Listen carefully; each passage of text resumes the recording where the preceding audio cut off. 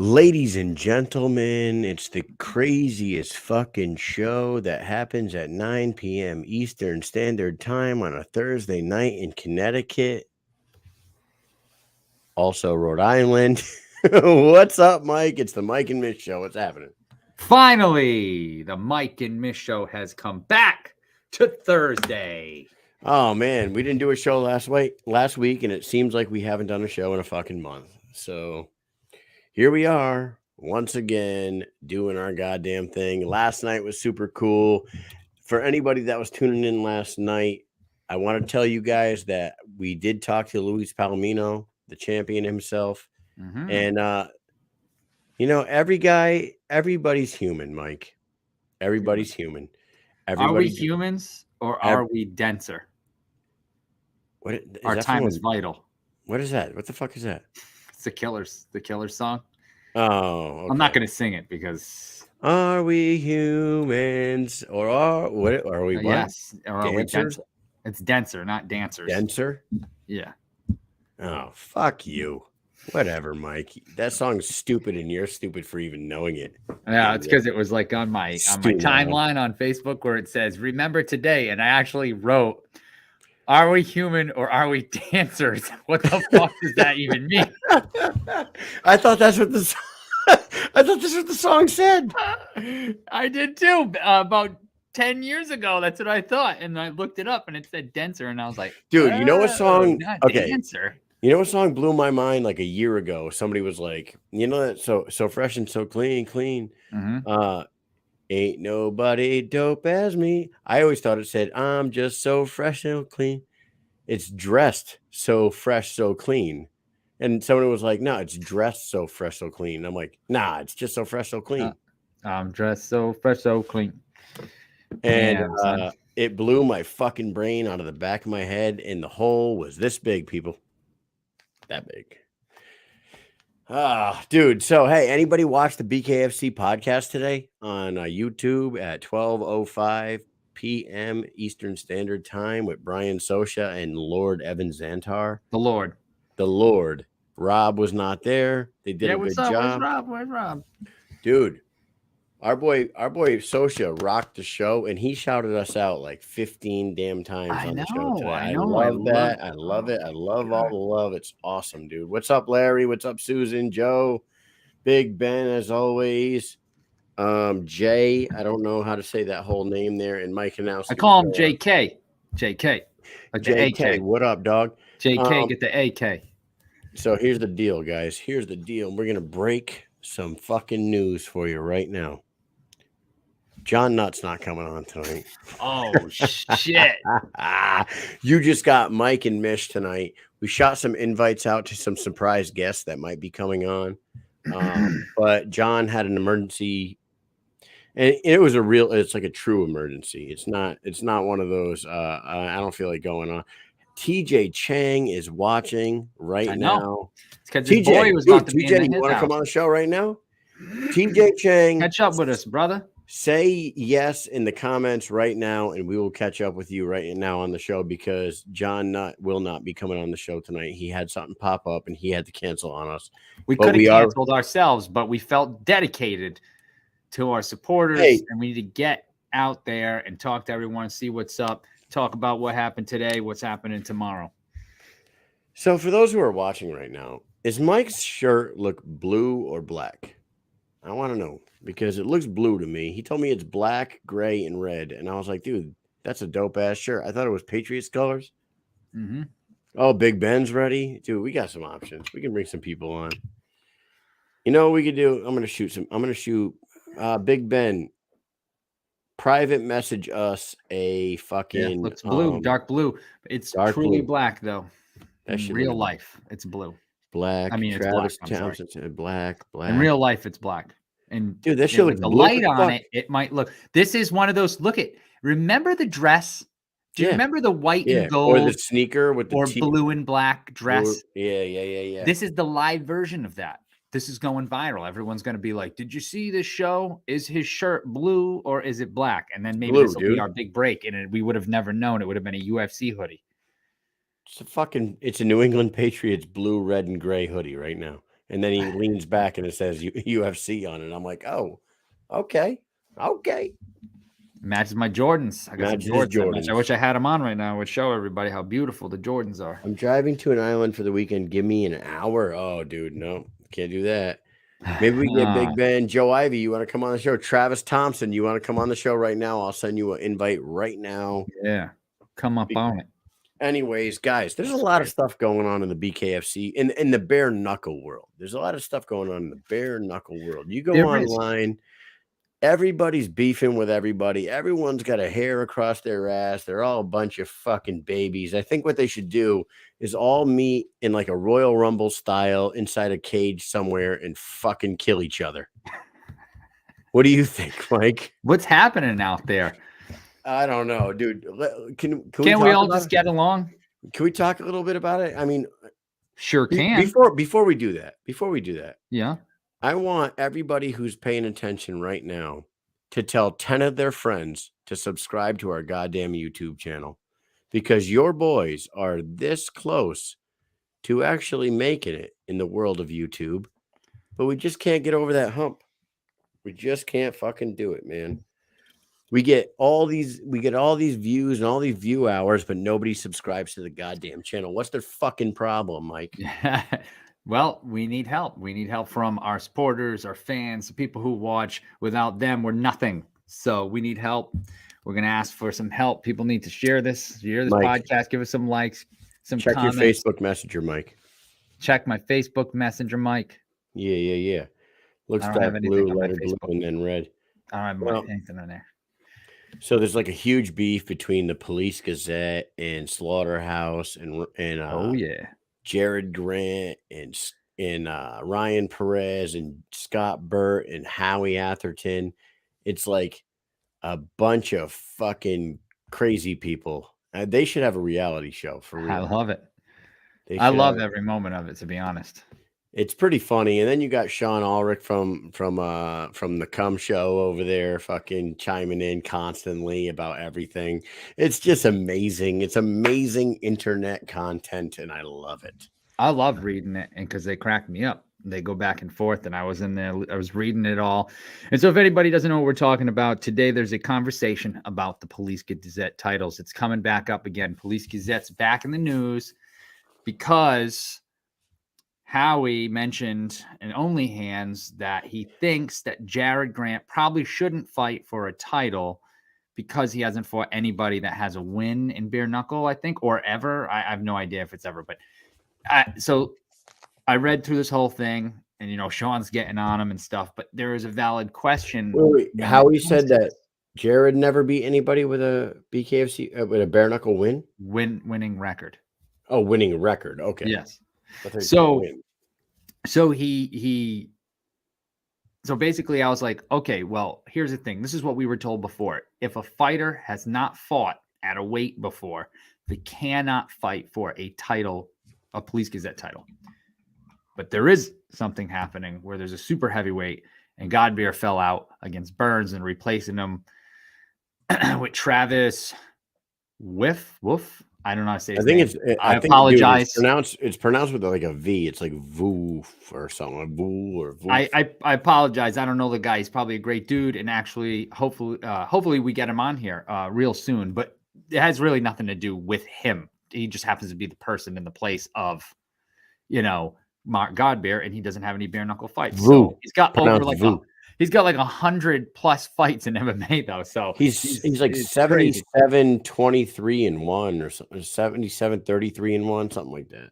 But the argument is, if he can fight for a belt, if Howie's saying, I don't think he should fight for a belt because he hasn't fought a winner, but this guy hasn't fought anybody. So, and I think then Howie basically did say, well, I don't know, you have to ask Scott Burt about that, which, listen, I like the Police Gazette belts. I know that a lot of the fighters like them. They like the medals and stuff like that. But I feel like if you start doing things like that, it's going to start killing the belt. People can start asking questions. So I don't want to see that happen.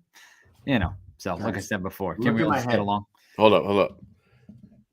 In the comments, Megan said, my head looks extra shiny. Tell you, look at this fucking thing, dude.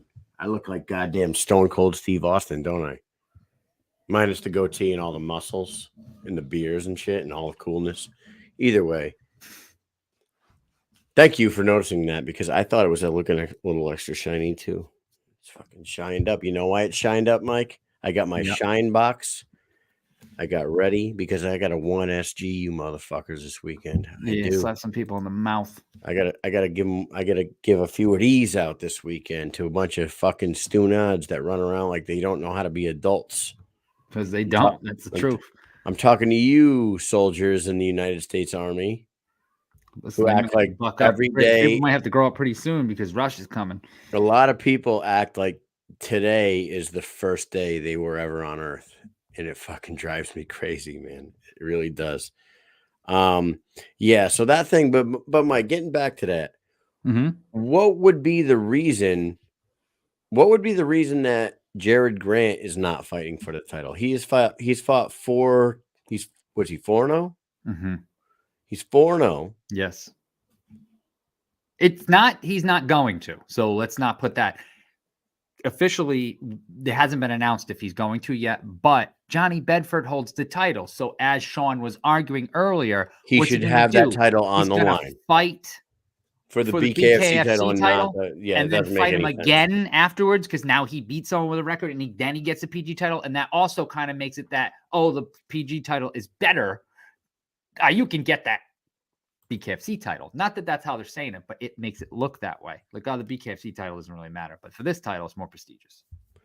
It's fucking stupid. The whole thing. It is kind of crazy. I think there should be some set rules just to protect the actual belt itself and the PG so that there's nowhere where people can be like, this is an award or this isn't good enough or whatever. And that's just to protect the brand, you know? Dude, listen, hold up. Before we bring a good friend of ours on the show in a second here, people out there calling things participation trophies fucking drives me crazy because it's not a participation trophy. It is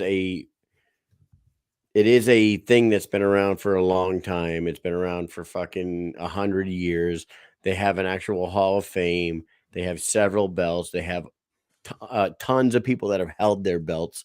So it's not a fucking participation trophy. So just stop being such a fucking, I don't know, like a fucking callous hater. I don't get that shit, dude. What I would like is for everybody to fucking knock it off and try to make the sport itself grow into something large and fucking on the same level as boxing and MMA. But until the people within the sport all fucking settle the fuck down and agree on trying to work together on shit, that shit is never going to happen. It's like fucking middle school bullshit. You know what I mean? It's fucking dumb. It is dumb. It's like going the fucking field day in 4th grade and then you do the 50-yard dash and like you get the first place ribbon and then just automatically shit on the kid that got fourth place. You know what I mean? It's like, you grow the fuck up, you idiots. You're in something that could be $1 billion fucking industry if you just fucking grow up. Anyways, we're just going to fly by the seat of our pants tonight, guys. We lost our guest. Mr. John Nutt had something come up. We're just going to pull some people in right now. First, we're going to bring in the biggest fan in the history of fucking bare knuckle sports. He was running around like an absolute psychopath, and we're going to talk to him about his throwing arm in a second. His name is Mr. Big Ben. You all know him. You all love him. What's up, Ben? What's up, boys? What's up? Ben. Deal. How are you guys? Deal, yo. So, Ben, what are you wearing there? I see you looking pretty dapper. I'm going to put you big. I have I'm going to put you big on the best screen. sweatshirt in the world on. Look at that. Oh God, look at this guy. That sweatshirt. I love this guy. And we're going to talk about Ben. Ben went from super fan to super all access man who does what? Let me show you something, Kyle. This is how much of a fan I am. Look at that TV. Look who's on it. You're watching our show and you just happen to be watching yourself on like there. Like a second behind because I saw him put his finger up like this. Stop it. Yeah. Stop it, Kyle. All right. So, what we're going to do here tonight, because we lost our guest and we're just going to start funneling people through if we're going to start with you, we got Jomi Escoboza actually in the green room right now. And I think Travis Thompson's coming on. But you got to tell me, dude, Knucklemania. Tell me what you thought about Knucklemania 2 in the eyes of the biggest fan of bare knuckle sports, the guy that will give his heart to this sport. All you fucking idiots that are arguing over belts and fucking all that bullshit need to fucking take note and learn a little something from Big Ben right here, because it's all about fucking growth of the sport. Go ahead, Ben. First and foremost, I just want to talk about the Feldmans in general. They are just people talk and talk and talk about Dave and Dave Jr. and the family, and it's bothering me. If you don't know me, I'm a very caring person, and them two guys do anything for anybody, as you two found out this weekend. The event itself was an absolute blast from start to finish, from the press conference to the weigh-ins to just meeting all the celebrities, but meeting you guys and hanging out with all that stuff. That's what I'm here for. I mean, I'm just me. You know what I mean? Like, I'm easy to talk to, I'm easy to get along with, and I don't care about all the bullshit that comes along with it. And if everybody else just thought the same way and put back to the company as much as they give to us, we give to them, we'll be going forward, man. Obviously, fight of the night was Perry and Lane. I think everybody across the board can agree with that, right? Yeah, absolutely. Yeah. You agree with that, Mike? You agree with that? It was very good. It was hard for me. It was hard for me because of my ties with Britain. I really thought that she did a great job. Hats off to Christina for an absolute battle. I loved it from every second. Or Christine. Sorry, my wife just reminded me.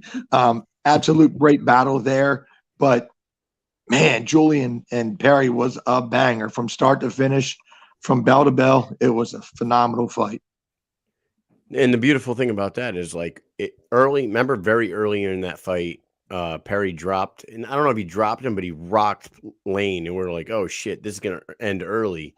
And then Lane came back, he fucking did his thing, and they went to war. It was unbelievable. You said you had ties with Britain Beltran.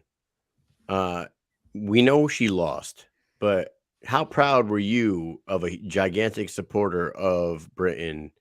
How well she did against Misfit. For all, like, a lot of people look at Misfit as like the Chris Cyborg of bare knuckle. You know what I mean? Like, anybody that goes up to against her is just getting put on the chopping block, and they're just waiting to see the fucking demolition. But she didn't get demolished. She hung in there. What do you think about that? She held her own. She looked great. I think that if she pushed a little earlier, she was trying to save her gas tank, which the first fight, as you know, went to a doctor stoppage. She tried to save her gas tank for the later rounds. I think if she pushes a little earlier, I think it's an even better fight than it was. I mean, she's grown so much in the sport. I mean, if you guys were at the pressers with me, even listening to her talk was a totally different Britain. I mean, there's sometimes she's out in left field and you don't have a clue what she's saying. And then now all of a sudden that girl she's got it. And that 7.0, I'm very proud to call a friend. I mean, whew, man, it was hard to watch. I had Kyle coming over to me just to give you a heads. Kyle comes over to me. People are talking, oh, it's 3-1. It's 2 to this. It's 2 to that. And I'm like, no. I don't know what it is, because my head is like, it's like beating a million miles an hour. And then, I mean, I'm just proud of her, and I'm proud of how she handled the whole situation of Knucklemania. And as hard as it is to say, the best woman won. So, Ben, yeah. do you have a Mike? I know you do. Ben, do you have an Apple Watch? Do you got No. I've used Samsung everything. Okay. Does it tell you your heartbeat? Yes. Does it warn you when your heartbeat starts to rise?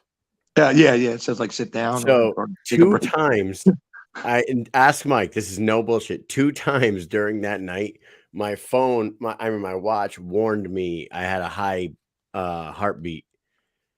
Britain Misfit. And when he woke up and saw me. Yeah, smash Palomino. Those two fights, dude. Those two fights. I don't know what the fuck it was, man. I guess I was emotionally invested into both of those fights. The main event, both title fights. It was Misfit in Britain and Palomino. My watch started going off. It was like the red flag thing. It was just like, hey, take a break. About to have a I'll tell you something funny, Mish. I got a thing on my Facebook yesterday on my messenger from Brian Sosha. I didn't even know how involved in the fighting I was until he sent me a video of me in the front watching the fight, that Julian Lane thing. My veins are popping out my neck. I'm screaming like, Julian, it's your house. You need to take this over.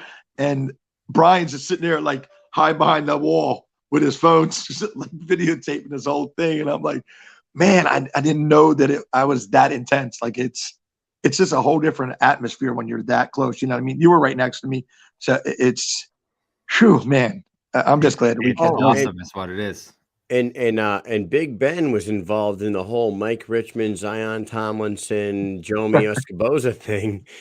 Ben, tell us about that. Before we're gonna let you go in a second. We love that you came on. We're gonna talk to Jomi, and then we're gonna talk to Travis. But tell us what happened with the Mike Richmond, Zion, Kane Tomlinson. What the fuck was that?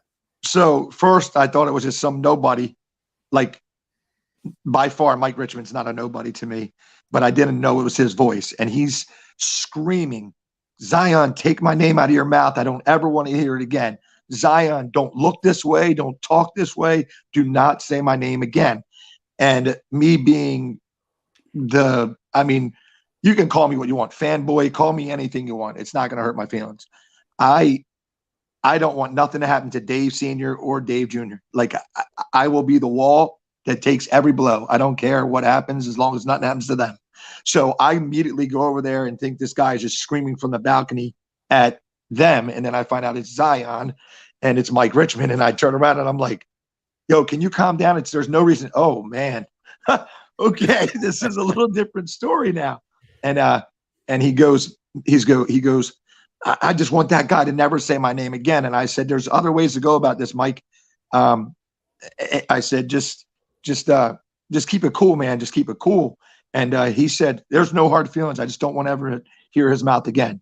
And then as they were leaving the ring, Kane Tomlinson, Mr. Tomlinson turns around and looks at Mike. And I'm like, Kane, please don't start this stuff. Please, not at this event. And he just turned around and everything went smooth from there. But yeah, I really didn't know it was Mike Richmond until I turned around and we were like nose to nose. I know I'm a little taller, but he's up on that balcony. I was like, oh, okay. I knew who I'm talking to now. So, but yeah, so then he ended up asking me if I can get him better seats and all that stuff. And that's how that story ended, man. But I thought you were for sure going to ask me about the hotel lobby with the triangle. I thought that was going to be the question of the day. The triangle, Uli Diaz, Zion Williams, and Jomi. Oh, you were right there. You were there for that too? Yeah. So I dropped my burger. I was eating at the Hard Rock. Jesus Christ, Ben, you're in the middle of fucking everything. Tell us. Was this right after we were done talking to you? Yeah. So you guys had just walked away. You guys were having interviews. Zion, every time we walk away, someone gets into a fight, man. Zion was arguing with Uli. He was about 5 people away. And I believe that Kane turned around and went over to Jomi. I'm sure Jomi will be able to tell you a better understanding. And then I saw Jomi step back and say, get out of my space, get out of my space. And he started doing these hand things like stay out of your distance, stay out of your distance. And then no, he went into full Chael Sonnen mode is what he came. Yeah. I can't let you get close to me. I can't let you get close to me. And then that's when I got over there. Me and Riz, the guy Bobby Rizzo, yeah. Yeah, we ran over there and tried to shut it down before it could start. And then that's when the commissioner came out and said, if you guys want to fight and make money, you're going to stop acting like kids. So, Jesus, man. Yeah. Well, I think it's pretty safe to say that where Big Ben goes, action goes, right? No. We're gonna put a GoPro on you, and you'll just wear it around. Dude. I have one, and you can, if you'll clip it on, and just have it going 24/7, and then I'll go through the. I kind of want to just give a shout out to the UFC guys as well. You guys met him as Uriah Faber, Clay Guida. Just the utmost respectful guys that you ever met. Like, I didn't think it was going to go as smooth as it did. And them guys, they just treated us, Chad Mendez, they treated me just like I was an everyday fan, which was absolutely insane. I really respect that, guys. Scott Farley of Go Combat as that you instigate. That's so who's this guy? Who's this guy? Listen, that combat guy, he is something else, man. If I instigate, how come he stood next to me in my belt loop the entire night? If I'm the one that instigates it, right? Yeah, man. Well, dude, hey, thank you for coming on. Thank you for always watching our show. I know you were watching today with Sosha, man. How cool was it that like Sosha was giving us props all day, and I really appreciate you guys just keep up the great work. I really appreciate you two for everything you do from outside of the combat sports, inside of combat sports. I appreciate you guys for your services. And you guys need me, you just let me know. You already know, Kyle, Mike, even in New York, if you guys need someone to help out or do whatever. I know, Mike, you can't make it. Kyle, if you need me, just let me know. I'm willing to do whatever. You're gonna wear the goddamn GoPro, dude. We already said it. I'm up for it, bro. I'm up for it. And another person I want to give a shout out to that no one ever talks about, DJ Tony. That guy, man, he is something special. No one ever talks about that guy. He doesn't ever ask for a thing. He is just the man. I just want to call that guy out as well. Right here. So absolutely. Love DJ Tony, man. Shout out to him for sure. Thank you, Big Ben. We're gonna get you off here, and we're gonna bring on Jomi in a second. But make sure you stay tuned in because Jomi's gonna say some shit in a second. All right. We'll chat soon, guys. You have a good one. All right, brother. Coming on, Ben. Take it easy. No problem, buddy. See you guys. All right. That's Big Ben, Mike. That was Big Ben. That's our life. Boy. That's our boy. That's everybody's boy. He's the friend of everybody's friend. You know what I mean? He is. If you are into BKFC and you're in the beer knuckle world, if you don't know fucking Big Ben, you ain't paying attention because you look and he's there. Everywhere you go, you see him. Who's listen, I love all the support we get from everybody, but dude, those comments are super long right now. I can't even read somebody trolling us. He's trolling us. I think he's trolling, but it's funny. Let him do it. Right. Troll away, Michael Pasquet. That's right, Pasquet. All right, brother. All right, let's bring on Jomi Escoboza, man. 7-0, cementing himself in the talks, title talks, right? Title talks, 175, 185. What are they going to do with this guy? I don't think they really want to admit that he's as real as he really is because he came over from a competitor. Let's talk about him. Let's talk about fucking bare knuckles Thanos right here. Yo, what's up, my brothers? What's up? BKFC official hitman. You already know. Dude, you know, you came on this show a couple weeks before the event. You told us what you were going to do. You went in there and you did exactly what the fuck you were going to do. Jomi, what is going on, man? Man, you know, we just got to keep grinding, keep doing what I'm saying because, you know, it's inevitable. They can't stop the takeover.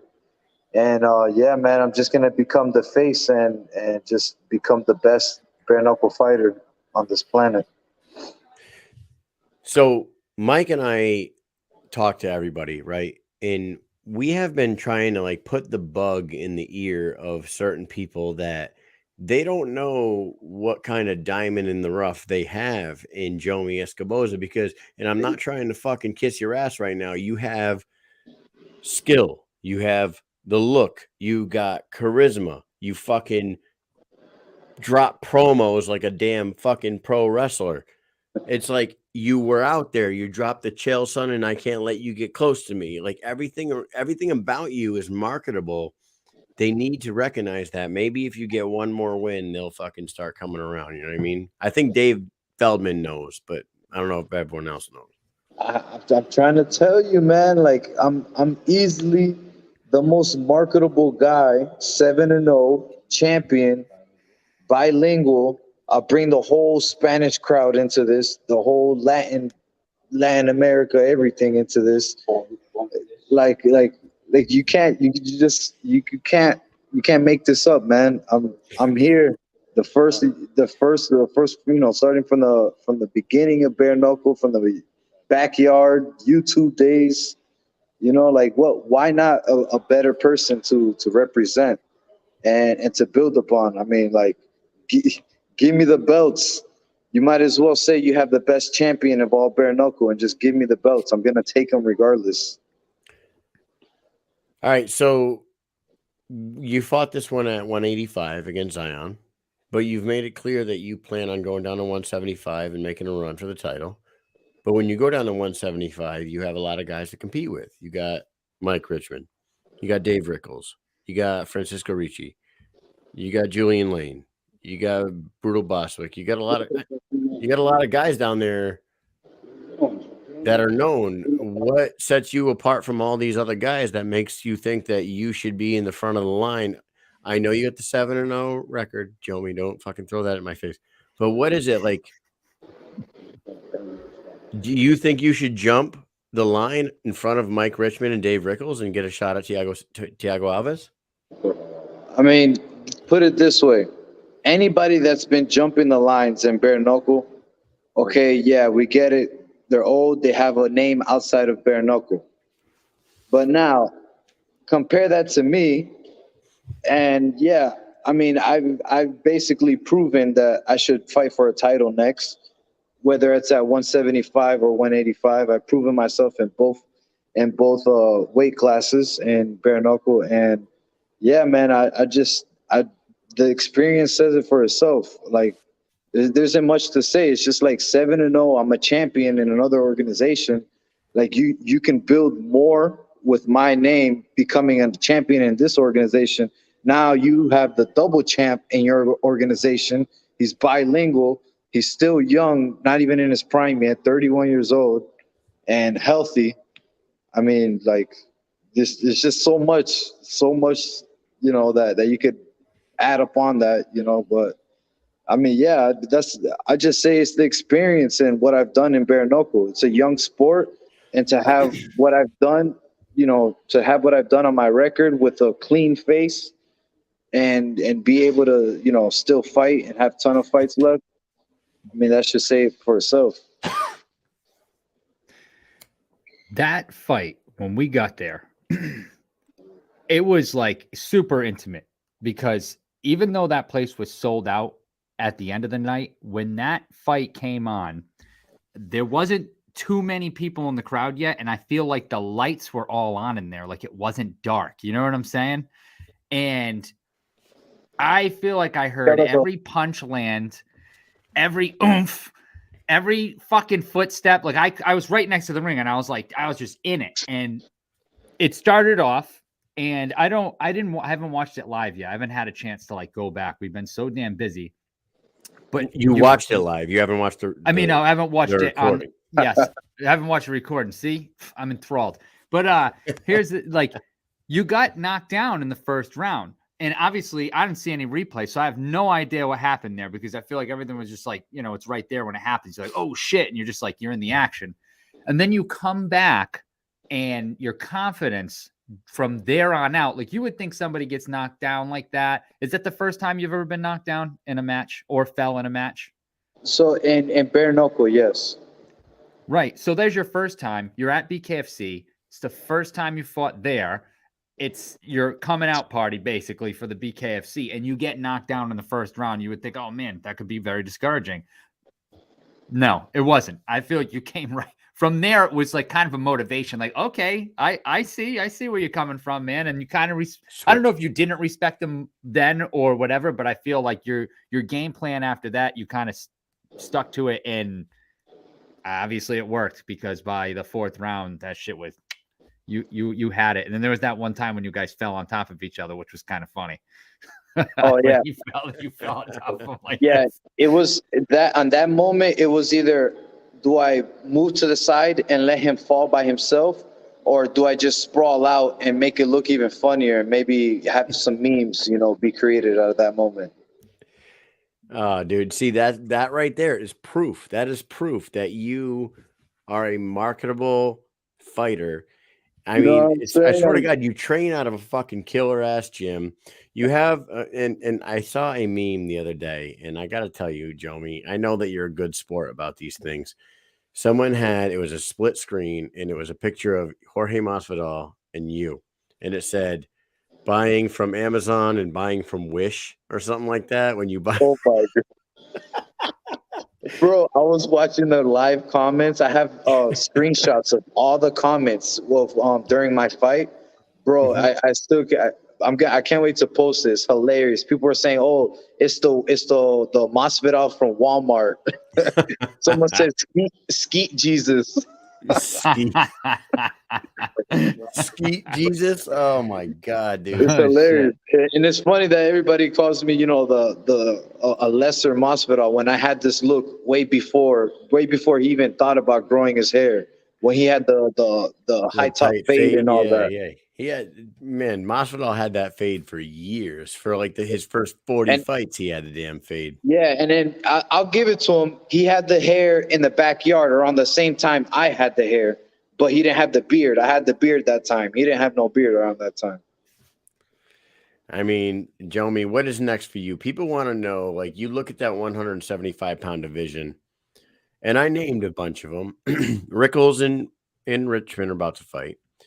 Francisco Ricci just came off of a nice win over Brutal Boswick. I think maybe you and Francisco Ricci would be a really nice fight. You got guys in that division. Who interests you? If say they say the title fight is not right now on the table, which of these guys do you want? Who do you want? You want the winner of the Rickles Richmond fight? You want Francisco Ricci? Who do you want? I mean, to be honest, I would want a title fight next. If not, work my way up in the 185 also in the 185, because right now the way I see it, there's no 185 champion. Lorenzo Hunt is the 205 champion, and he took Hector Lombard's belt. That's the way I see it right now. So I see the 185 weight class is vacant right now, and there's a lot of good matchups there. The 175 belt, I feel like I should get a title shot for either belt. But yeah, man, and to talk a little bit about the knockdown coming in and about the empty crowd. So I was supposed to be the third fight, right? Listen to this. This is this. I was supposed to be the third fight. First fight gets scratched at the weigh-ins. Okay, I'm the second fight. Cool. So I'm back there getting my hand wraps, right? Getting my hand wraps, for the fight and stuff like that. I'm halfway through finishing my second hand, and the production team comes in the back yelling like, "Oh, Jomi, you have 30 seconds. You have 30 seconds left, and you have to go out to we have to walk out. 30 seconds to walk out." And I'm just like, "Wait, what?" And I look up, and I'm just like, my hands are not even done being wrapped yet. Like I'm not even changed. What happened to the other fighters that's supposed to fight before me? So supposedly the match that was supposed to be before mine, both fighters came late. So because they came late, I had to suffer, and I had to walk out. I'm literally walking to the ring, putting on my cup on, putting on my shoes, I'm not even ready. I didn't get warm up. I didn't do nothing. No warm up, no nothing. So I'm going into this match cold as hell. I'm in the back, like literally moments before I walked out, like just doing toe touch stretches and shit like that. Wow. Like cold as shit. I'm going out there cold as hell. I didn't even think about that. Yeah. So we're on you're supposed to be the third. That's right. So we know that HD me, versus Peg got canceled. Who showed up? Will you dime them out? Who showed up late? I don't even know who it is, to be honest. I don't know if it was They ended up fighting after you? Yeah, they ended up the fight right after me, I think it was. Oh, Chevy and Plaza. Yeah. The crazy comeback. I think it was the crazy comeback one. Yeah. Yeah. So that fight, I was just like pissed off. I'm like, so because they fucked up, now I gotta suffer for this shit. So it's like now I feel like they're trying to ice me. You feel me? My debut into the organization, I'm a champion, and you're trying to, instead of build me up, trying to ice me. So I took that as motivation. That shit just drove me to go in there and do damage and stuff. And yeah, I came out, in the first round a little cold, and I got a little too excited and stuff. And yeah, he got the little knockdown and shit. And I came back strong right after that because, to be honest, I felt like I got caught off balance and he just pushed me. He landed it. Yeah, he landed it right on the side, right here on the side. But to be honest, I literally felt like he pushed me when my feet were square, and I fell out of balance. So I just got right back up. And in my mind, when he was flicking me off, I'm not even gonna lie, I'm like, oh man, this shit probably looks so bad on camera. He gave I you was the like, oh double man. bird, yeah. In my mind, like as soon as that happened, I was just like, yeah, he got his little shine. There's no way this is going to decision. I just told myself there's no way this is going to decision. I just tightened myself up, kept my chin down after that, and I was just, when you're in the club and and you're single and you see that fine girl across the room and you stick your head up, and you're going over there to get it. That's kind of like how I felt. I felt like I wasn't threatened. And I felt like it was getting too easy for me in the beginning to read and do what I wanted to do. And I got too excited. I ran in, with my chin up. And anybody got power. And I respect his power and stuff like that. I respect everybody's power in bare knuckle. So, yeah, I mean, like right after that, I tightened myself up and made sure not to get hit like that again. When the fight ended, he bent over. He kind of had his hands on his knees. And you walked over and you had your finger and you were doing like the tisk, like you were saying something. What did you say to him there? I told him, I was like, I told you that jab was spicy. I told you that jab was spicy because everybody coming in, not everybody, most people coming in saying, oh, Jomi has a goofy jab. Gobi has this. All he does is jab and run. He said it in the interview with Knuckle Up guys. He was just like, oh, you're just gonna jab, run around, throw another jab, run around, and that's what I did. But there's always more weapons. Like the jab is always gonna be there. But the jab is one of the most effective weapons in the fucking game, dude. And it sets everything up. It's the most sets important everything punch. up. You look at someone like yourself. You look at someone like fucking Martina Kroll and Quentin Henry. They're all top of their divisions for a reason. Because and I know before anyone jumps on me for saying Martina Kroll is in the top of her division, I know she's 1-0, but she's a world champion. And she has a ton of fucking fights. The jab, man. Not enough people utilize that thing. And you have perfected it. Quentin's perfected it. Martina's perfected it. It's amazing. I think there's a patience behind it. That's the thing is, you have to practice it all the time, right? You have to be proficient with it. You have to use it all the time. And lots of people know that it's exciting to have some fucking wild ass hook that lands and just completely crushes somebody. But you know what else is exciting? When you see somebody get punched in the face with a jab like fucking 40 times in a fight, and every time it hits them, their head, it goes back so hard, and their blood starts coming out of their nose and going back on their face. And you can tell like they can't breathe, they can't see, their face is just smashed. Then you hit one of those fucking looping hooks right behind that jab.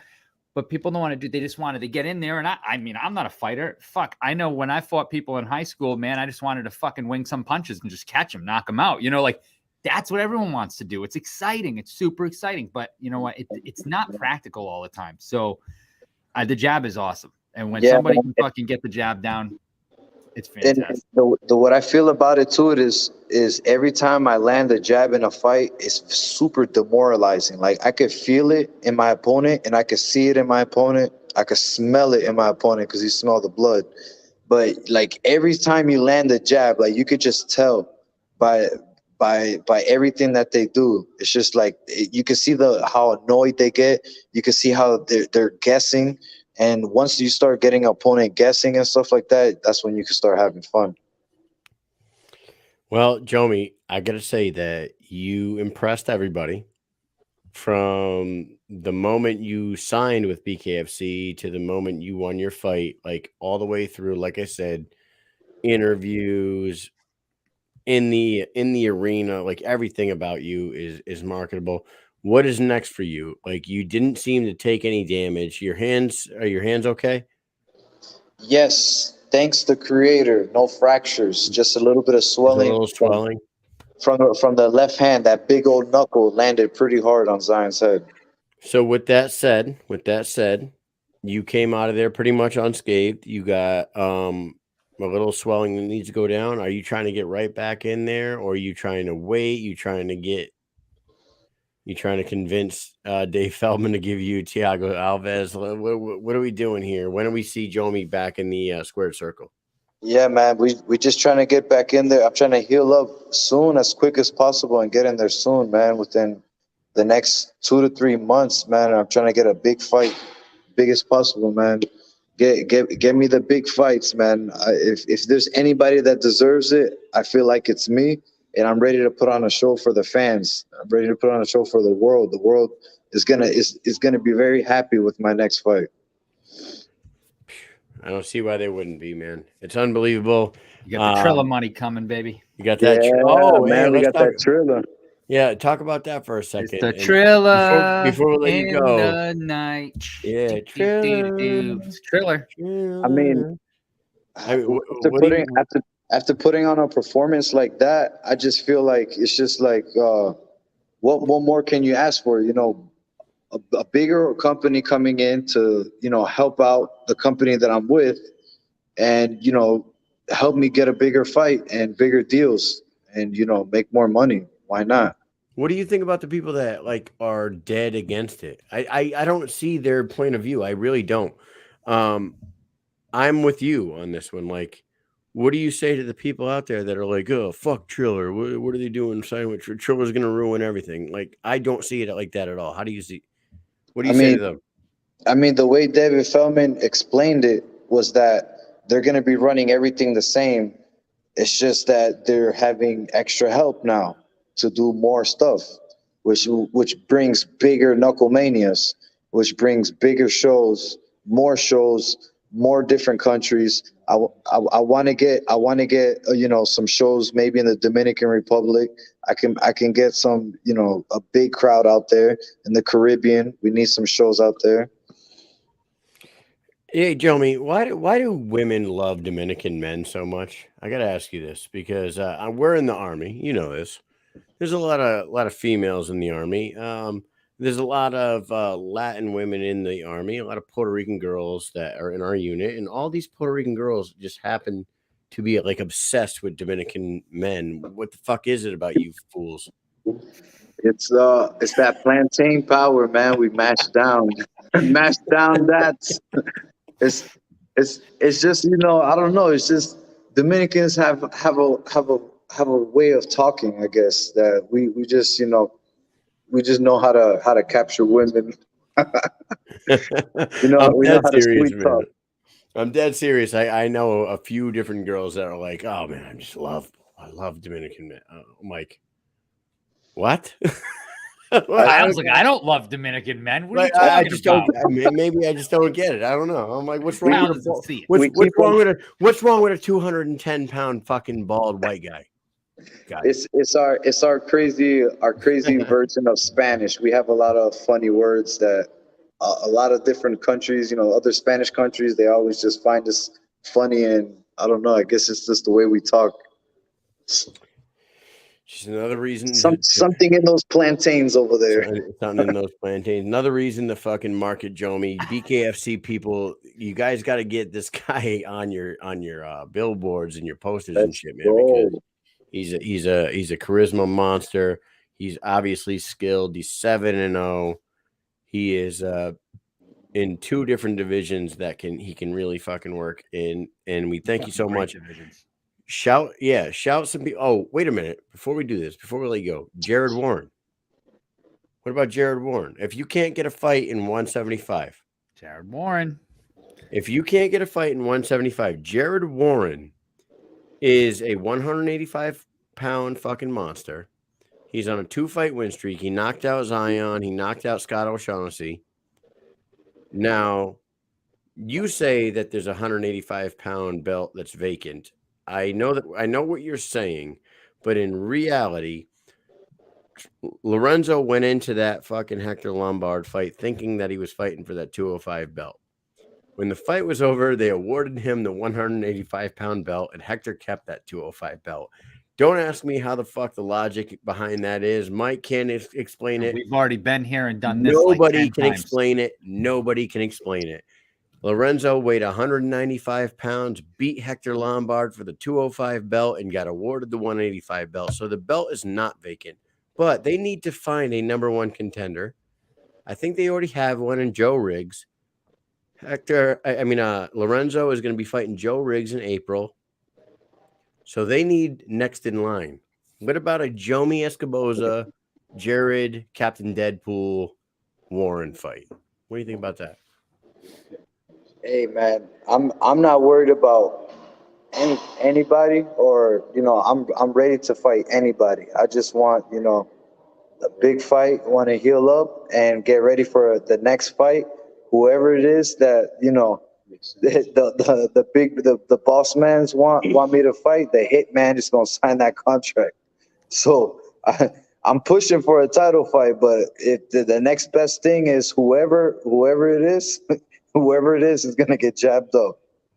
So any names, it could be anybody, but I'm pushing for the title, but it could be anybody. Like you can call me the Can Man now. I took that away from Adrian Broner. Anybody can get it. I love that, dude. Well, I think that you're right there on the doorstep of a title fight. Unfortunately, you're coming over and you only have one fight, so I think you got to get one more in. I think at 185, Jared Warren gets you a title fight. I think Francisco Ricci gets you a title fight at 175. So you have options. In the comments, Ian Olson says Plantain Power, and he will fight you at 183.5. And then Big Ben, I want to ask you before we let you go, your thoughts on Big Ben. Do you know Big Ben? Yeah. I met Big Ben over there at the fights. He's cool as fuck. I met him over there at the weigh-ins, and then before the fights. Like a lot when all these people talk on online and stuff like that, and even when I respond and stuff, I'm never responding in like an anger way or some type of, or whenever I respond to anybody, I'm never mad at them. I'm just trolling back, laughing and stuff like that. So yes, at first Big Ben probably thought that I was like a little pissed off, but I ain't worried about what anybody says. I mean, look what Zion said to me, and I was just laughing in there and having fun even after the fight. So it's just like, Big Ben is cool as fuck to me. There you go, man. Hey, shout some people out. Thanks some people for your journey into that fight, and then we'll let you get out of here. Thanks to the creator of all things first, Yahuwah. He's the one who keeps me healthy, who helps me recover these hands to get back in there each time. Thanks to the wife who always keeps my nutrition up, keeps me on weight, keeps me strong, keeps me ready for the fights. Thanks to my Team KO committee, the Jedi Master right here. He's the one who gets the game plan for each opponent and gets all these weapons sharpened up real nice. My other gym, Sanford MMA, also room full of killers. They got a bunch of guys fighting this week. Keep your eye out on them. And shout out to my family too, and all my friends that back me up. Shout out to BKFC for giving me this platform and bringing me on. And please, man, don't ice me, man. I'm trying to put on a better performance. Jomi, let this guy get a warm up next time. Let me at least get a warm up. You feel me? No. So now that you're the can man that wants to fight a can, is that what you want to do? No. I mean, I'm the can man that destroys the cans. Okay. So, I get rid of the cans, but we come. But anyone can get it. Everyone can get it. There you go, everybody. Go follow him on all his social medias. Shout out your social medias real quick. Oh, social media. So Instagram is Jomi, JOMI _Kung Fu. And then I have some YouTube. I have a YouTube channel. It's Archangel 77K. I also have Twitter. That is the Archangel 77K also. There you go. Everybody follow him because he's going to be big time in the BKFC for sure. And now BKFC is about to be big time now that they're partnering up with Triller. So yes. We will be talking to you soon, sir. Thank you for jumping on here. Thanks for having me, guys, man. Appreciate all the support. All right, brother. Thanks, man. Take it Take easy. care. All right, bro. Take care. Later. Jomi Escoboza. He's he's starting to become one of my favorite people in the fucking sport, dude. Yeah, he's super fun guy. A lot of charisma.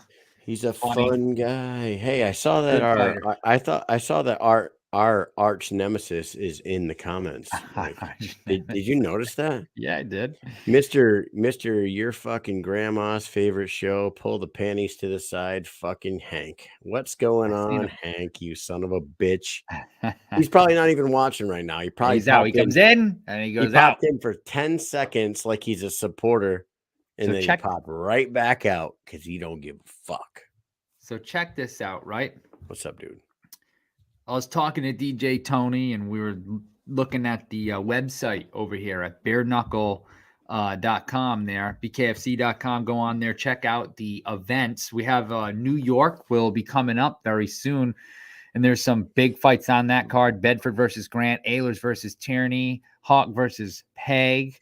Then we have Shady Grady will be fighting on there. Kalmus versus McElroy. Segala's fighting Danzig, and Gibson's on that too. Dude, Gibson is fighting.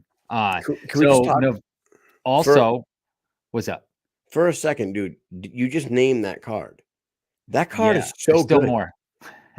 It's so good. It's a really good card. Oh Yeah. my God. Keep going then. There's more. Okay. So remember Driscoll versus Torres in the Yep. first New York card? Well, now they're fighting different people. Driscoll will be fighting Bell, who fought Jay Jackson. Yeah. Damian Jay Bell. Jackson's first fight. Yep. And Torres is fighting Grosu. And then we got our boy Navarro. You know who that is? Who's Navarro? I'm going to give you some guess. So he came Cito. out. Yeah, that's right. My boy, Cito Navarro. Cito the Navarro. Third I think he's the third. We call him, I think so. Dude, Cito, if you're watching right now, come on the show right now. Come on the show Cito right the man. now. Cito. That's our New York card, okay? Guys. It's fucking awesome, dude. Wow. It's a great card. I swear to God, man. I am so impressed by all these fucking goddamn cards. You're about to be even more impressed, and I hope everybody else is still listening right now. So that New York card will be March 12th at the Seneca Allegheny Casino, right? Yeah. Right after that, Friday, April 8th, right? Where is this freaking card? It's in Wichita, Kansas. Okay, this card is absolutely awesome. It's going to be headlined by Mike Richmond versus David Rickles, right?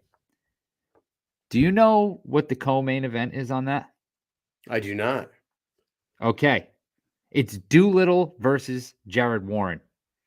No. Yes. Yes, I did know that. I didn't know that was the card that it was on. Jared Warren told us that when we were at Knucklemania 2. He said, I'm fighting Isaac Doolittle in April. But I didn't fucking put two and two. Holy shit. No way. Who else is on that card? Derek Finley's going to be coming back fighting Jake Lindsay. Not too familiar with Lindsay. But then our girl, Crystal Pittman, is going to be fighting Jessica Link, the very cool Jessica Link that I often laugh at on Facebook. She says a lot of funny things. That's on that card too. Her and Doolittle fighting on the same card again. Oh my God, dude. Yes. And then Steve O'Morris versus LG Herm. Yeah, versus LG Hermrek, dude. No, and then. Oh my God, man. What the fuck? Yes. Hey, you know what? BKFC announced that they have 42 events this year. 42. 42. Guys, do you realize how ridiculous that shit is? That is, I don't know if Bellator puts on 42 fights a year. I mean, cards a year. They might. I don't think they do. I don't think they do. No way. There's no way in hell they do. I don't think they do. I think that BKFC is really, really fucking putting the pedal to the metal here and trying to fucking do something crazy. 42 events in 2022. That's really crazy. UFC probably puts on, say they put on 2 events a month. Right. It's 3. Still not even close. That's not even close. What the fuck are they doing? Yeah, that seems like a lot. But here's the thing is that so they're getting into this what I think they're doing is it's not all going to be BKFC fight nights and BKFC like numbered cards with a Knucklemania to end the year. I think it's more or less going to be like, okay, we're going to have the fight nights, right? So let's say they have 12 fight nights or 10 fight nights, and then they have a BKFC numbered every month. Mm-hmm. Then I think they're going to have different things like total line type things, Thailand type, right? Because they're saying they're going to go worldwide. So I'm thinking maybe there'll be some Russia stuff. Maybe there'll be a China. I don't know. Maybe there'll be China. Maybe there'll be India. I don't know where they're going. Ian says, almost every weekend, call me a math man. Yeah, 52. Dude, there's 52 weeks in the year. But that's absolutely insane. So I get it. They're going to be like, brought to you by bare knuckle type thing, which is, hey, that is what it is. And it works. Hey, so Ian also said earlier, and I want to point this out because I wish and here's the thing, honest to God, we went out the night we went out with TJ, with Tommy, and we ran into TJ. Look at you. What are you drinking? Margarita, my friend. Wow, look at him. He is high class, bro. So this is what I got today, ladies and gentlemen. If you're wondering what the Mikey Hunold is drinking, it's El Luchador Margarita in a can, and this is sparkling classic lime margarita. Very good. I highly recommend it. It is 8% alcohol by volume. This is a good one right here. There's a little bit left in there. Don't want to waste that. That's not enough alcohol in there. So anyways, what Ian wanted to point out, and I wish I fucking paid attention to my goddamn text messages. Girliest drink. It's a goddamn margarita. Get with the program. It's great. Look at. Don't forget, BKFC is now on DraftKings Sportsbook. DraftKings Sportsbook, guys. BetOnline.ag, fine, whatever. That's the fucking online betting thing that the BKFC had like a partnership with. It is such unpopular opinion. Actually. No, it's a popular opinion. That website sucks. I don't like it. It is hard to fucking navigate. It's a piece of shit. DraftKings is for the everyday man. It is click and play. It is so easy. DraftKings Sportsbook now has BKFC on that, and our friend Ian won $400 the other day in the easiest way possible. He did a couple parlays, and guys. Coming forward on this show, I think that Mike and I might start fucking giving advice on what to put your picks on DraftKings because we know tings. Yeah. We know tings. We know tings, man. I swear to God, I would have wiped the fucking board with this card here, and I wish I did. Oh, man. Shout out to Ian for reminding me there. Go get on DraftKings and start betting on fucking. Oh, BK. Yeah, I'm getting. I'll tell you what. Either I'm going to have a lot of money in a few months, I'm going to be divorced. One of those two things are going to happen. So with that said, man, we lost our fucking guest tonight.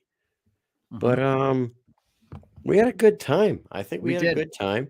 I have a couple guests that are semi lined up for next week. One of them being the champ is rescheduling for next week. Mr. Luis Palomino, the baboon. Talking to a couple of people myself.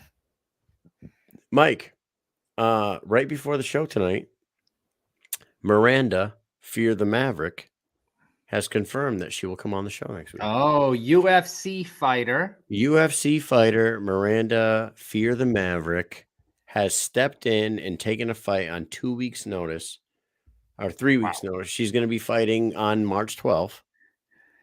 I don't know the girl's name, and I apologize for that. Yes, for that. 2 weeks away. Yeah, 2 weeks away. She will be fighting on a UFC Fight Night card.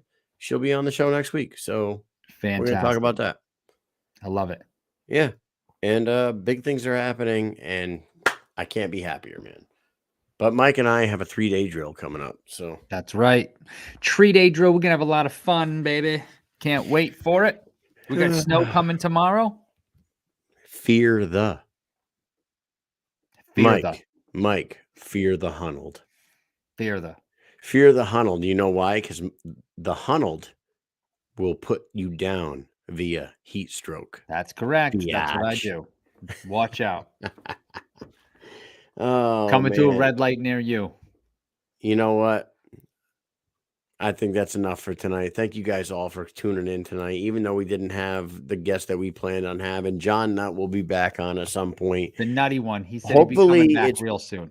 When is hold on, before we wrap this thing. When is Fight Circus Volume 4? Is that this weekend or next weekend? Well, see, that would be good for John to come on here and I talk thought to it us was about February. I thought it was February 28th or something. What would February 28th be? Would that be a Saturday it's or next Friday? week. It's in 4 days. Oh So no. it's definitely not that day. It No, would be dude. Sunday. No, dude. I mean, wanna, Monday. Sorry. Mike, I'm gonna be honest with you. If you go on Google and look up Fight Circus Volume 4, I want to say that shit is like 2 days from now. February Saturday. 25th. 2 days from now, Saturday. Yes. Oh no, So tomorrow night. if that comes on tomorrow night, Tomorrow okay. night was Damn, man. John Nutt about to come on the show tonight to talk about tomorrow's fucking Fight Circus? I guess so. See, so John Oh got in my touch with us God, really John. recently, and he said, "Hey, I want to get on the show and talk about my Fight Circus that's coming up." And we love John. John is fantastic. I love him. If you know who he is, you will know that this guy is out of his mind in an awesome way. And he's going to talk about his Fight Circus 4. And if anybody wants to know what Fight Circus is, these are fights that Go on are YouTube. spinning moves only. So spinning back fist, spinning kicks, fighting in a phone booth. So they put two people in a phone booth and they actually fight each other in there, tying people together 2-on-2, where they can only use one person can only use their right and left leg, and the other person uses their left. Wow, dude! And they do Tire crazy fighting, shit. Tire, put their foot in the Indian tire. leg wrestling, Indian three leg. on ones, 3 on 1s, a ones, super heavyweight against 3 135-pound fighters. Dude, Trinity this guy fights. has the craziest. The Trinity: boxing first round, kickboxing second round, MMA third round. Fucking amazing, dude. The guy is Just so awesome. The guy is an evil genius. Did you guys like the write-up that I described this show to? Do you guys remember what I said? I said he's the madman from Thailand. He's the ringleader of world beaters, and he's the evil genius with a 10-inch. Never mind. Beautiful. Oh, dude. Anyways, man. Hey, tune in next week. We'll have Palomino. We'll have Fear the Maverick on, and maybe John Nutt.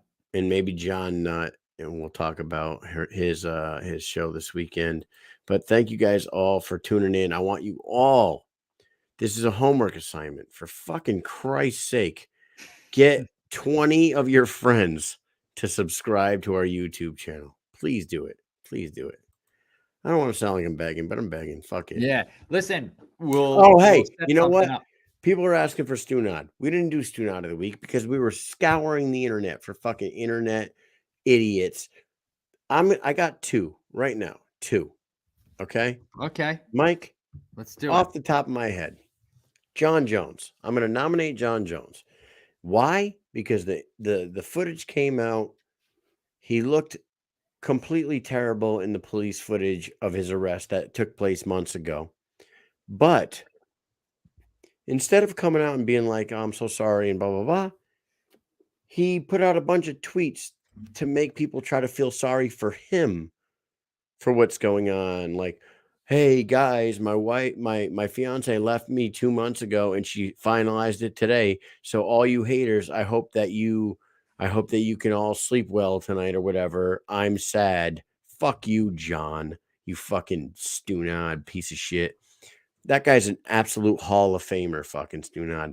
And then Sean Strickland, right before I fucking came on here, dude. Sean Strickland, I read this thing about him, and this hits home for us because we're military people.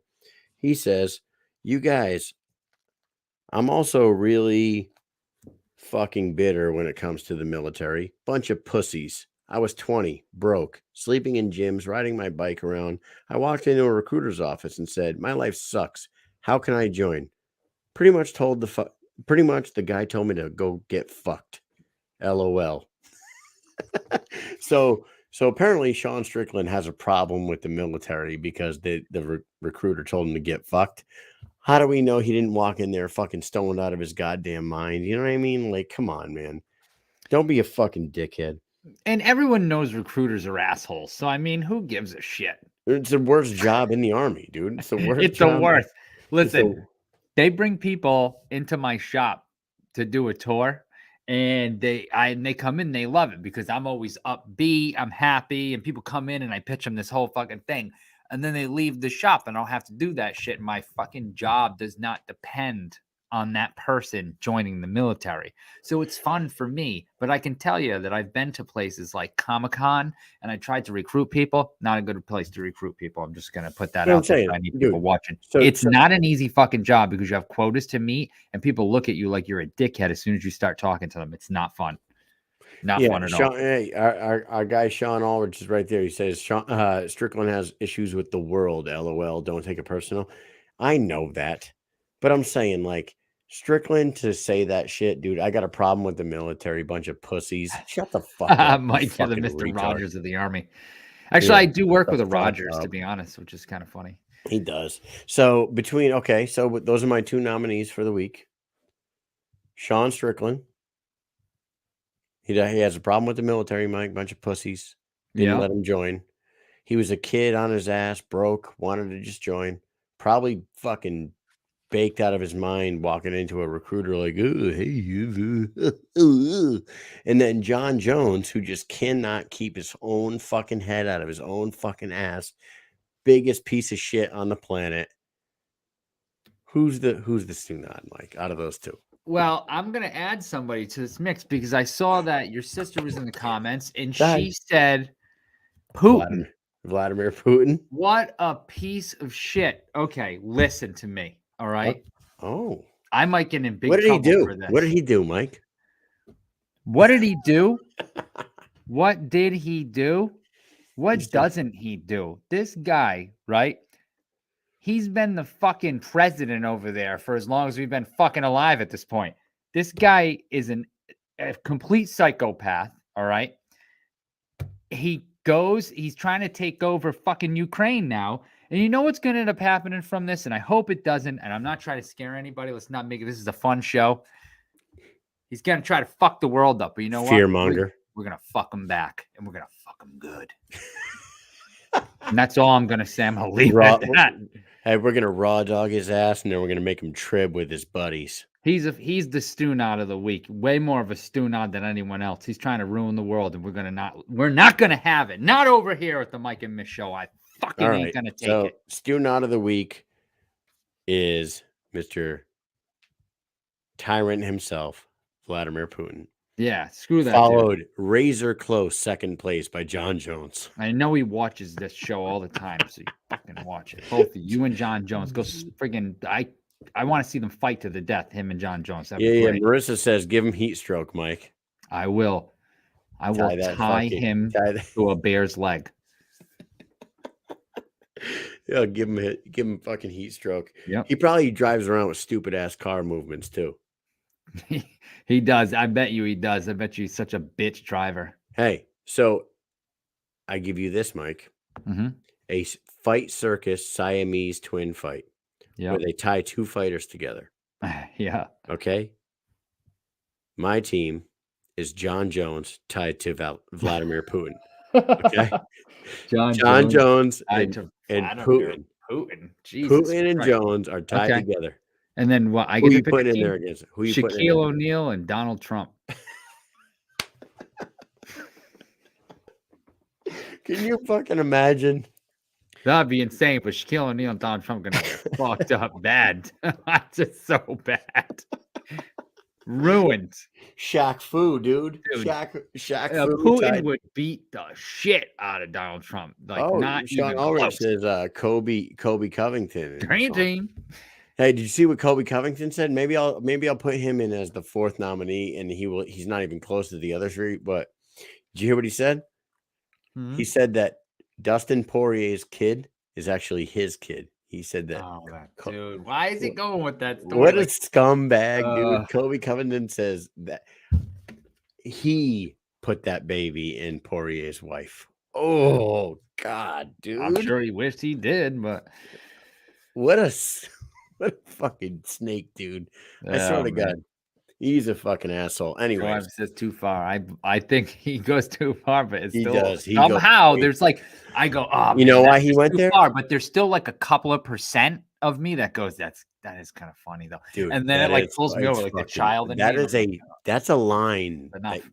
He is a habitual line stepper. That's what he is. That's what Kobe Covington is, a habitual line stepper. He will step over that line every fucking time, dude. And you know why he did that? I know that's why he did that. Poirier was asked at this last UFC event if he would go to 170 and fight Kobe Covington, and he shut the door on that shit. He said, that's not a fight that I would ever do inside a cage. If I saw Kobe, I'd fight him in the street, but I'll never fight him in front of a fucking camera. Now, stupid. Why? I don't know. Don't be a fucking douche. Maybe because Kobe put a baby in his wife. Oh man, I would love to see that fight. That would be awesome. That would be a great fight, actually. That would be really good. Oh man, that's such a good fight. Why can't that fight? That fight needs to be made. That's it. Who do you think wins fucking Kobe Jorge? Oh, Kobe. Kobe does. I think so. He has way more output. He's a better wrestler for sure. I know he's a better wrestler. He's just. I think he's faster. I think you know what I go back to? The Robbie Lawler fight. Yes. Kobe Covington stood on his feet the entire fight with Robbie Lawler, a legendary striker, and just outstruck the shit out of him. Maybe they weren't powerful, but it was 10-1. It was 10-1. Every fucking 10 times that he hit Robbie hit him once. And dude, he was spicing him up like fucking Emerald. He's fucking the whole time peppering his ass. Oh man. And he doesn't give up, man. He doesn't stop for a second. And I just don't know how Masvidal will deal with that kind of pressure for the entire fight. You know what I mean? Susan Walker. I feel like a lot of the fights he's been in haven't been. It's not a fucking Kobe. Kobe will win like a wet blanket. Yes, exactly. Susan Walker nonstop. Go. Fire him off. Let's go. Let's do it. Let's do it. We were going to end the show like 15 minutes ago. Yeah, let's do it. Let's go. Then we got talking about fucking Putin good, and here we are. Putin, John Jones, Kobe Covington. 15 minutes later, I'm waiting for speed round questions from the audience. What we should do is we should put this out, and then we should have it part of a show next week. Like, here are some questions. Let's throw them in, you know? Come on, ask questions. There ain't no question. We're going to be sitting here talking back and forth. The question will be rolling in like a goddamn snail. So I think we should bid you adieu. See, she has nothing prepared. Oh my God, I don't have anything prepared. But that's okay. We'll put out a post. We'll say, ask some questions. We'll come into the comments, and what we'll do is we'll have like a fan/supporters with Mike and Mish, and we'll just go back and forth and tell some stories. Mike, what's the most flamboyant? The most flamboyant drink that I have. What is the most flamboyant drink that I enjoy? Okay, I thought you were asking about this. I was going to say, I said it was a goddamn margarita. But let's see. For me, I can answer that question. I like dirty martinis, dude. That's not a girly drink, dude. Dirty martinis, like straight fucking vodka. Or like, come on. What? Okay. That's like straight alcohol. But I thought it was like fruity. That ain't girly. Fucking dirty martini? Dude, that shit is fucking strong as fuck. What's yours? White Russian? I think he's talking about shit that has like an umbrella in it with like a flamingo and shit. Oh, like a sex on the beach? There you go. Yeah. Or a Mai Tai? Dude, a Mai Tai, you can drink like 10 of them. You're drinking a dirty martini, you can be drunk after the first fucking drink. For me, I don't know. Like, I drink whatever. I don't give a shit. The most girly drink I pumpkin spice latte. That's what I had, a pumpkin spice latte, spiked pumpkin spice latte. I do like that. That's you should tuck your sack back and fucking call yourself a woman for drinking that. It's fucking delicious. All right. Megan says, who is Jet Li? Is he Bruce Lee's son? Bruce Lee's son? No, he's Brandon Lee's son. Everyone knows that. It's Brandon Lee. Who is Brandon Lee's son? Okay. Brandon Lee is Bruce Lee's son, and Jet Li is his son. Oh my God. You guys suck at asking questions. You know what? we're gonna call it a night. Thank you guys for tuning in and hang with us for so long, man. Without fucking Marissa comes in with the espresso with a sugar swizzle. You know Are we what? talking about alcoholic drinks or? That's not fruity. That's not a flamboyant drink. That's not a flaunted drink. Yeah, that's a drink for fucking real men that wake up early in the morning. This is a hard hitting question right here. If you could interview anyone, who would it be? If I could interview anyone like outside of combat sports, or do you mean inside combat sports? I'll wait. In combat sports, I would probably say it's an easy one for me. It's either Dana White or Conor McGregor. It's one of those two. Oh, right now, I mean, Conor McGregor all day, because I know he's going to give a fucking crazy ass interview. He's had what a skyrocket to fame this guy's had. I would love to know the ins and outs of the life that he had from the beginning and through to where he is now and the crazy shit that happened. That would be fantastic. Dana, I love that. But Dana would also be a good one, because I would ask him fucking wild shit. Like, have you ever done cocaine out of Ariane Celeste's ass? Yes. Perfect. Write that down, because write that down. All Somebody write that down. Who's our note taker? What about outside of combat sports? Outside of combat sports. Oh my God. Right now, Vladimir Putin. You know who I'd love to talk to right now? It's not even outside of combat sports. Man, I really got to fucking think about this. Joe Rogan. That's what I was going to say. I would love to sit down and have a conversation with Joe Rogan, because I idolize Joe Rogan. I feel like he does combat sports. He's a commentator. He's a comedian, and he does a podcast. And those are my three favorite things in the world. I love Joe Ivy says, who's your favorite fan that starts with a J? Joe, that is so easy. His name, I can't even pronounce it. It's J something. Yeah, JK, baby. Oh, it's J, whatever his name is up there. Just kidding, then there's some dude, Joe Ivy the third.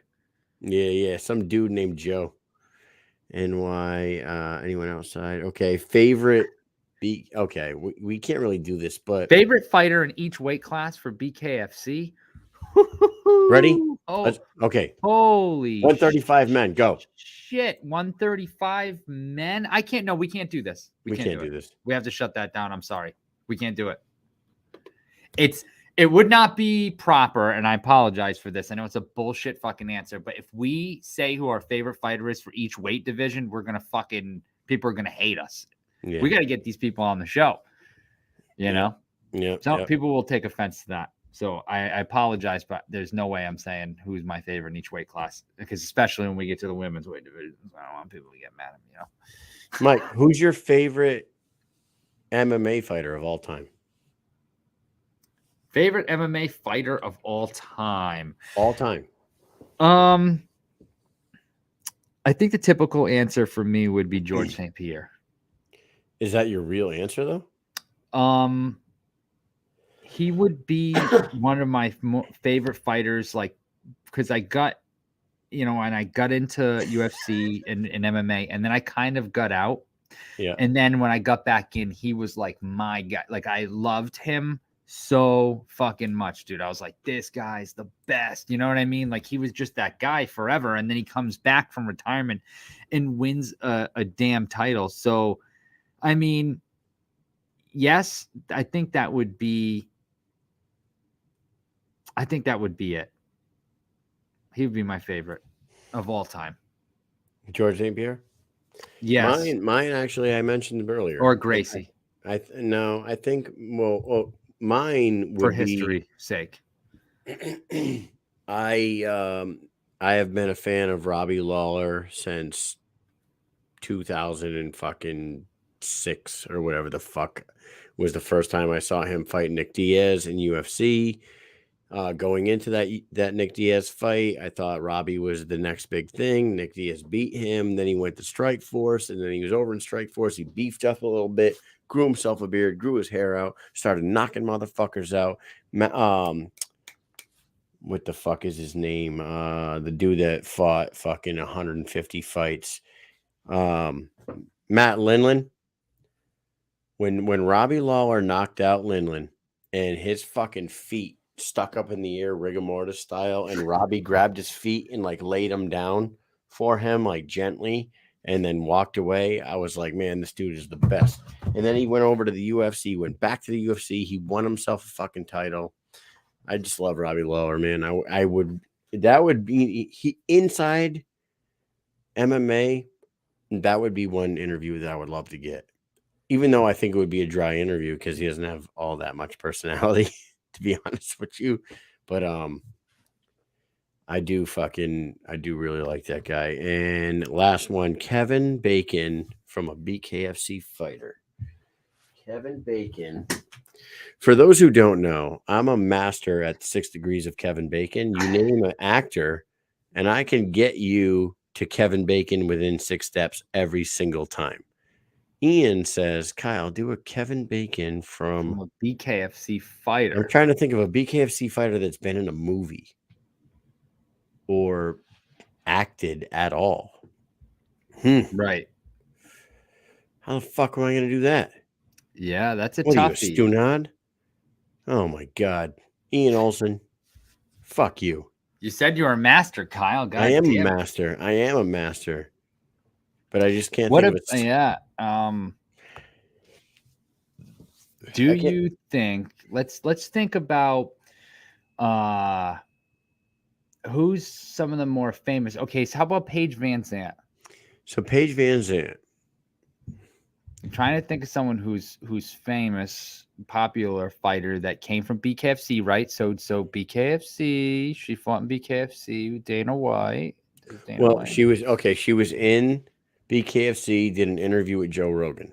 Okay. Yeah, Joe Rogan was in Here Comes the Boom with Kevin James. Yeah. Kevin James was in, hold on, I'm going to get this.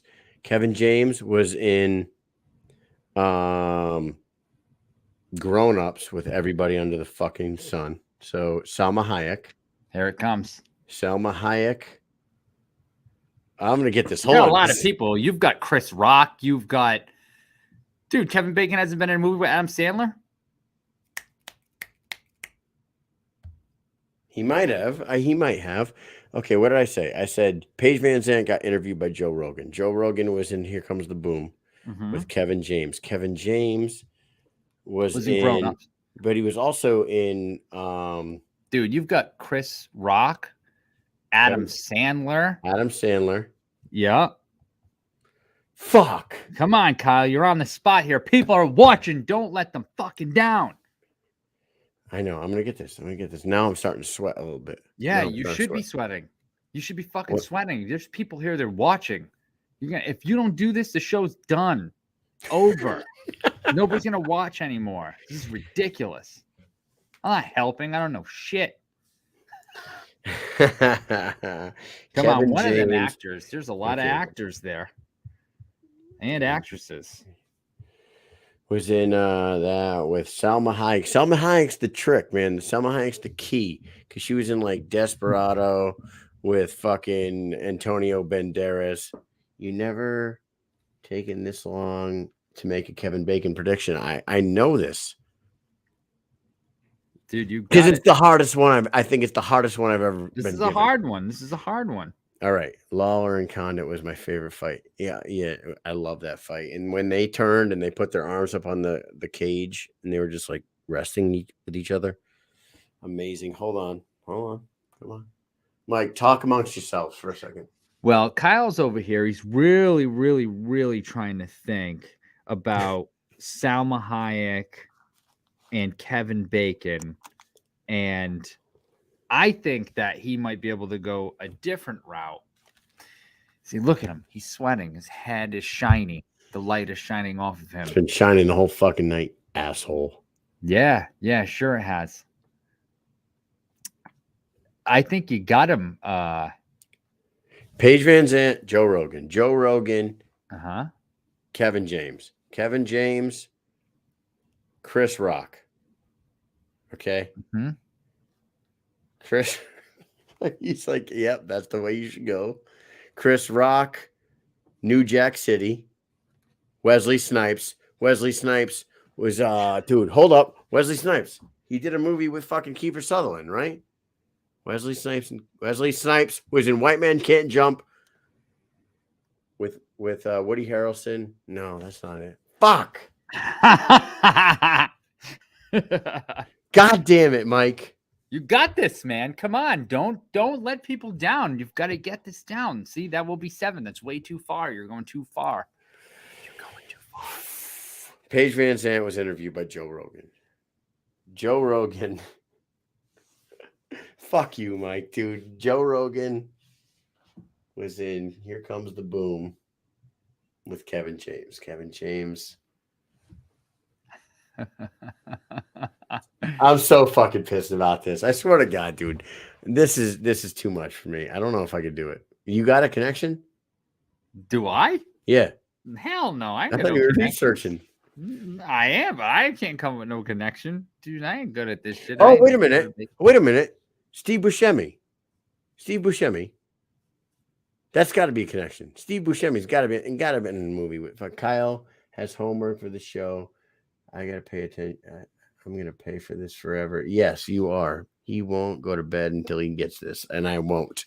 I will not, and I will if I. Oh shit! If I do not get this on the show tonight, give me like 2 more minutes, Mike. 2 more minutes. Jesus Christ! Look at this guy. He needs 2 more minutes. Kid's fucking so-called master of this fucking game. Come on now. Shit. You need to talk. You got to talk about some stuff while I'm doing this. All right. So while Kyle thinks about Kevin and all his bacon, this is a tough one too. And I think I got him with the Paige Vanzant because now we're stuck on Paige Vanzant. But I mean, you really could go any way. But I feel like Paige Vanzant, that's an easy way to go. You got Joe Rogan. Joe Rogan's a star. Joe Rogan is a star. He's been in a lot of different things. He's had a lot of different people on his show. He's had so many people on his show that you could probably pick out of 1,500 different people, including probably Kevin Bacon has probably been on his show. You know, I mean, you could literally pick anyone that's been on Joe Rogan's show. Like Joe Rogan has had everyone on his show. You know what I'm saying? You know who he had on his show? Martin Scorsese. You know who else? He's had every who else did he have on his show? He's had all sorts of actors. He's had fighters. He's had comedians. Joe Rogan. I mean, you could line any one of those people up with him. No? Is this good? I know I'm supposed to talk about something else, but I'm trying to help him out, you know, trying to help my boy out, trying to get him. He's on the spot and he's live. And I feel like he's turning whiter as the seconds go by. Yo, I got nothing, dude. I can't do it right now. I swear to God, Kevin James should be the connection. Wow. Fuck you. Okay, Ian? There's no Martin Scorsese film? Of course there is, but you can't. Why not? How come? If she was talk to Joe Rogan and Joe Rogan had Scorsese on his show and Scorsese made this movie, you can't do that? That's not a degree? I mean, what about... I feel like that's an easy one right there, no? No, I don't think so. Really? Not Quentin Tarantino either? Oh, Tarantino, yes. Salma Hayek. Tarantino made... You already went Salma Hayek. And no. But okay, so she got interviewed by Rogan. Rogan was in Here Comes the Boom with Kevin James. Kevin James was in Grown Ups with Salma Hayek. She was in From Dusk Till Dawn by Tarantino. No, I'm just saying if you just went straight from Rogan to Tarantino was on his show. I don't know about that. What do you mean? That might be a loophole. How's that a loophole? I hope you're proud of yourself, Joe Ivy says. Love you too. I thought you could, if Joe Rogan has a show and he's on the show, that's not a connection? It doesn't work that way? What are the rules there? Was Tarantino on a show? Yes. He's been on the show twice, I think. Mike Tyson's been on his show. I mean, tons of people. That's why I'm saying you got 1,500 people you can pick from. If you can't pick from 1,500 people, you have to take that master fucking title back. I used to be so good at this. Now I want to kill myself. Looks like you got him, Ian, and you got him at the best time. Kevin James has been in several movies. I know he's been in several movies. Megan, shut the fuck up. Oh my God. Right. Hold on. Okay. Rogan. He's got to be, he hasn't been in other fucking, like Rogan was in all kinds of shit. So he could have fucking interviewed. What's the News name Radio. News Radio. News Radio with David Spade. We're going right back to fucking Brian Dennehy, Sylvester Stallone, Wesley Snipes. I fucking give up, dude. I give up. I tap out. That's it. Amy's got Rogan, Kevin James, Selma Hayek. Nah, it's too many. It's too many because we didn't start with Rogan. We started with Paige Vanzant. Yeah, it's from a fighter. That would have been way too much. Well, hold on. Time out. Stop. You said the question was any MMA fighter. Any BKFC fighter. Oh, BKFC fighter. I was going to go with George St. Pierre. Out. But BKFC, it's a challenge. It's a challenge. Ian Olsen is a cunt. You know what the C in Ian C. Olsen stands for? Confusing. You thought I was going to say cunt, didn't you? I did. Well, all right. I fucking give up. I give up, guys. I quit. Wait a second. Chris Lieben was in Kingdom with Frank Grillo. Mm-hmm. Okay. Frank Grillo was in Captain America with Chris Evans. Chris Evans was in all the fucking Avengers movies with Robert Downey Jr. Right? That puts me at 4. Robert Downey Jr. has to get me to Kevin Bacon within 2 steps. Robert Downey Jr.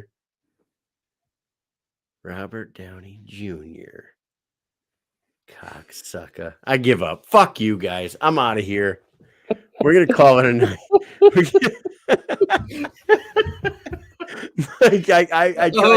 I tried so fucking hard, dude. I tried so hard for this one.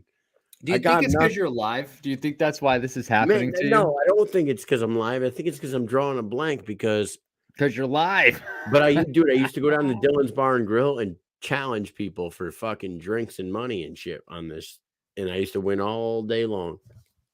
You can ask Amy, you can ask Megan, you can ask anybody. Joel, Ian, they all know. They all fucking know. Anyways, I love you guys. Tune in next week when we have Luis Palomino and Fear the Maverick. And I'm calling it a night because I can't fucking think anymore. Mike. Peace.